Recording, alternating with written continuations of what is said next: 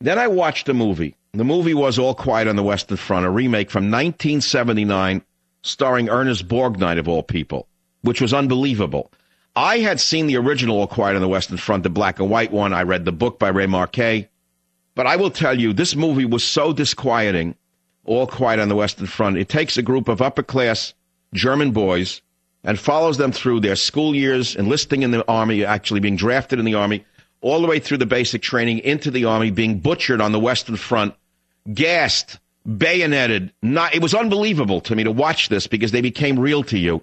And all I could think of was the hell of war and how any man who has ever gone to war is anti-war. I don't believe there's one man listening to the show who was in the military who wants to go to war again to kill somebody unless he's a psychopath. The only people who seem to want to go to war are people like the Weekly Standard crowd in New York, the guys who never were in the military themselves, who egged Bush on to invade Iraq, who egged Bush on to invade Afghanistan, who are now cheering Obama for continuing the neocon policy of endless war. You see guys at the Weekly Standard, whose name I forget. What is his name, Beowulf? The guy whose father gave him? Bill Kristol. His father set him up in business. Bill Kristol looks like a decent enough kind of guy, but never was in the military. If he's so gung-ho for the war, why doesn't Bill Kristol just get on a little weight loss program, run around the Central Park Reservoir for a month, and enlist in the military, go over there, and go on the front lines in Afghanistan? Go ride in a Humvee. Go ride in a Humvee, Bill. Then we'll believe a word you say. There's only one reason this country has been at war for the last 15 years or so. It seems like forever we've been at war. And that is the government military-industrial complex. The military-industrial complex that the great general and President Dwight D. Eisenhower warned us about. Eisenhower was the supreme Allied commander in World War II. He led he supervised, or shall I say, led the invasion of Normandy, the beaches of Normandy, for example. He was the number one guy. He went all the way back to World War I. He became the president in the 1950s. And the man was anti-war. The man said, beware the military-industrial complex. In fact, if you have that sound, we're going to play it in the next segment on the show, because that's what we're living through right now.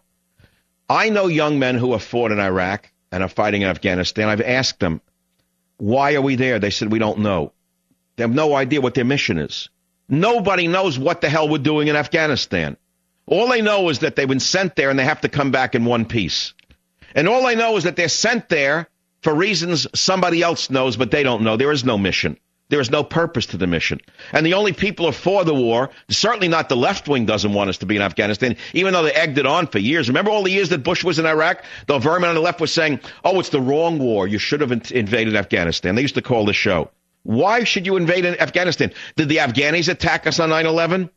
Afghanistan is a country that is run by troglodytes, medieval cavemen, troglodytes who circumcise their women with blunt instruments.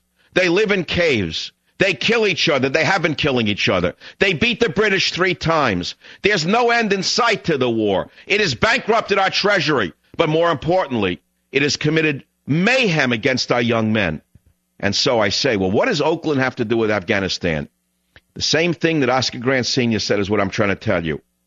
The Bible may say an eye for an eye and a tooth for a tooth, but we're not living in biblical times. We have to be better than the troglodytes.